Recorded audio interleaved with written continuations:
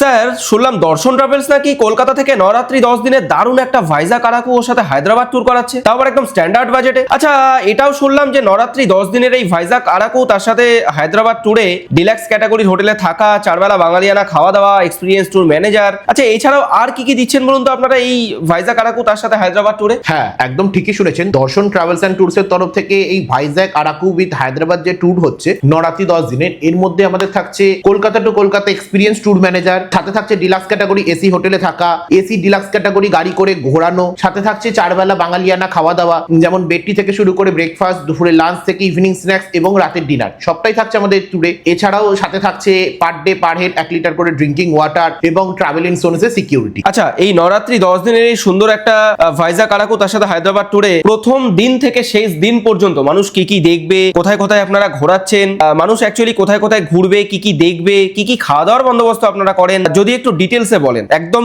কলকাতা থেকে প্রথম দিন থেকে শুরু করে একদম শেষ দিন কলকাতায় ট্রেনে নামা পর্যন্ত একটু যদি ডিটেলসে বলেন আপনারা। হ্যাঁ, একদম ঠিকই শুনেছেন। দর্শন ট্রাভেলস অ্যান্ড ট্যুরস এর তরফ থেকে যে ভাইজাগ আরাকু হায়দ্রাবাদ যে ট্যুরটা হচ্ছে, সেই ট্যুরটা আমরা প্রথম দিন শুরু করি হাওড়া স্টেশন থেকে। একসাথে আমরা হাওড়া স্টেশনে নিউ কমপ্লেক্সে আমরা জড়ো হই এবং সেখান থেকে আমাদের ট্রেন থাকে চেন্নাই মেল। তো রাত্রি 11:55 ট্রেন ছাড়ে, সেই ট্রেনে করে আমরা বেরিয়ে পড়ি হচ্ছে বিশাখাপত্তনম বা ভাইজাগের উদ্দেশ্যে। পরের দিন ঠিক দুপুরবেলা আমাদের ট্রেন গিয়ে পৌঁছায় বিশাখাপত্তনম স্টেশনে। তো বিশাখাপত্তনম স্টেশনে পৌঁছানোর পর সেখান থেকে আমাদের ম্যানেজার থাকে, আমাদের যে সমস্ত অনারেবল গেস্ট থাকে তাদেরকে পিক আপ করা হয়। পিক আপ করে তাদের লাগেজ ক্যারি করিয়ে আমরা বেরিয়ে পড়ি বিশাখাপত্তনম থেকে ভাইজাগের উদ্দেশ্যে। আমাদের গাড়ি করেই পৌঁছাই হোটেলে এবং হোটেলে গিয়ে চেক ইন করি। চেক ইন করার পর দুপুরবেলা লাঞ্চ কমপ্লিট করে আমরা বেরিয়ে পড়ি ভাইজাগের কিছু লোকাল সাইট সিন করতে। তার মধ্যে প্রথমেই আমরা দেখি যেমন আরকে বিচ বা রামকৃষ্ণ বিচ। এই রামকৃষ্ণ বিচ দেখার পর সেখানে সাবমেরিন হয়, তো সাবমেরিন আপনারা যারা যারা দেখতে চাইছেন দেখতে পারেন। এছাড়াও ওখানে রয়েছে একটা কালী টেম্পল রয়েছে, সেই কালী টেম্পলকে আমরা এনজয় করি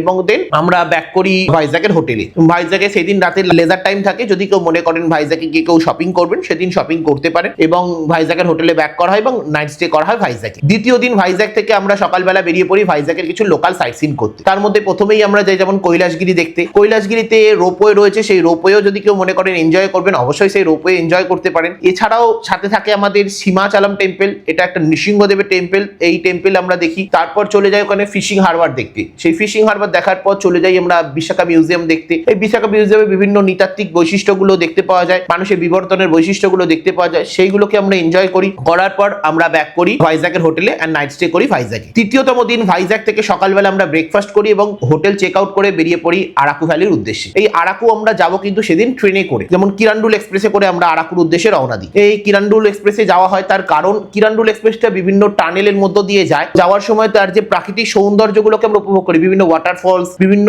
কেভ মাঝে মধ্যে একটা একটা করে কভার করতে করতে ট্রেনটা গিয়ে আরাকু ভ্যালি পৌঁছায়। দেন আরাকুতে গিয়ে সেদিন রাতে লেজার টাইম থাকে, আরাকুতে গিয়ে ওভারনাইট স্টে করি আরাকুর হোটেলে। চতুর্থতম দিন আমরা আরাকু থেকে আমরা সকালবেলা বাই রোড আমরা ভাইজাগের উদ্দেশ্যে রওনা দিই। আসার পথেই আমরা বিভিন্ন সাইট সিন করবো, যেমন প্রথমেই দেখি আমরা পদ্মাপুরম গার্ডেন, এছাড়াও দেখি আমরা টয়োটা ফরেস্ট, টয়োটা ক্যানাল রয়েছে, সেরকমই কফি গার্ডেন রয়েছে। আরাকু ভ্যালিকে কভার করি, করে আমরা চলে আসি ভাইজাগে। আসার পথে আবার একটা সাইট সিন দেখবো যেমন বোরা কেভস, এই বোরা কেভস কে কভার করে এন্ড সেদিন এসে ভাইজাগে আমরা রাতের বেলা ডিনার করিয়ে আমরা ট্রেন ধরি এবং কোনাক এক্সপ্রেস ধরে চলে যাই হায়দ্রাবাদ সেকেন্দ্রাবাদের উদ্দেশ্যে। পরের দিন সকালবেলা আমরা কোনাক এক্সপ্রেস থেকে নামি সেকেন্দ্রাবাদ স্টেশনে, আমরা বেরিয়ে পড়ি হায়দ্রাবাদের উদ্দেশ্যে এবং সেই দিন হায়দ্রাবাদ গিয়ে পৌঁছাই এবং হায়দ্রাবাদে গিয়ে সেদিন কিছু সাইট সিন থাকে। তার মধ্যে প্রথমেই আমরা যাব সালারজং মিউজিয়াম, এরপর আমরা দেখবো সন্ধ্যেবেলা হচ্ছে হুসেন সাগর। এই হুসেন সাগরে লাইট অ্যান্ড সাউন্ড শো হয়, তো এই লাইট অ্যান্ড সাউন্ড শো দেখি। এছাড়াও হুসেন সাগরে লাইট অ্যান্ড সাউন্ডের পাশে আর একটা পার্ক রয়েছে মানে এনটি রামারাও পার্ক, এই পার্কটাকেও আমরা এনজয় করি। সেদিন রাতে আমরা হায়দ্রাবাদে নাইট স্টে করি। তো হায়দ্রাবাদের দ্বিতীয়তম দিন আমরা সকালবেলা হায়দ্রাবাদ থেকে ব্রেকফাস্ট করি। ব্রেকফাস্ট করে আমরা হায়দ্রাবাদ থেকে বেরিয়ে পড়ি হচ্ছে রামোজি ফিল্ম সিটি দেখার জন্য। এই রামোজি ফিল্ম সিটিতে আমাদের গাড়ি Ramoji film city entry gate অব্দি পৌঁছে দেয়। তারপর ওখান থেকে আপনারা রামোজি ফিল্ম সিটিকে এনজয় করবেন। করার পর আমরা সারাটা দিন রামোজি ফিল্ম সিটিকে এনজয় করার পর আমরা ব্যাক করি হায়দ্রাবাদের হোটেলে। হায়দ্রাবাদে এসে ওভারনাইট স্টে করি। তৃতীয়তম দিন হায়দ্রাবাদ থেকে সকালবেলা ব্রেকফাস্ট করি, করে আমরা হায়দ্রাবাদে আরো কিছু লোকাল সাইট সিন আছে সেগুলো দেখার জন্য চলে যাই। যেমন তার মধ্যে দেখি যেমন Golconda fort. Golconda fort famous পর হচ্ছে ডায়মন্ডের জন্য, তো এখানে ডায়মন্ড ফেমাস, তো এই গোলকুন্ডা ফোর্ট দেখি। গোলকুন্ডা ফোর্ট দেখার পর ওখান থেকে চলে যাই চারমিনার গেট দেখতে। এই চারমিনার গেট দেখার পর আমরা ওখান থেকে যাই বিড়লা টেম্পল দেখার জন্য। এই তিনখানা সাইট সিন আমাদের থাকে, তিনটে সাইট সিনকে আমরা এনজয় করি, করে আমরা সেদিন হায়দ্রাবাদে নাইট স্টে করি। নেক্সট দিন আমরা হায়দ্রাবাদ থেকে সকালবেলা ব্রেকফাস্ট করি এবং আমাদের গেস্টদের লাগেজকে পিক আপ করে হোটেল চেক আউট করি, করে আমরা বেরিয়ে পড়ি হায়দ্রাবাদ সেকেন্দ্রাবাদ স্টেশনের উদ্দেশ্যে। আপনাদেরকে স্টেশনে আমরা ড্রপ করে দিই এবং দেন স্টেশন ড্রপ করে দেওয়ার পর সেখান থেকে ট্রেন ধরে আমরা হাওড়া বা কলকাতার উদ্দেশ্যে রওনা দিই। টোটাল আমাদের এই ভাইজ্যাগ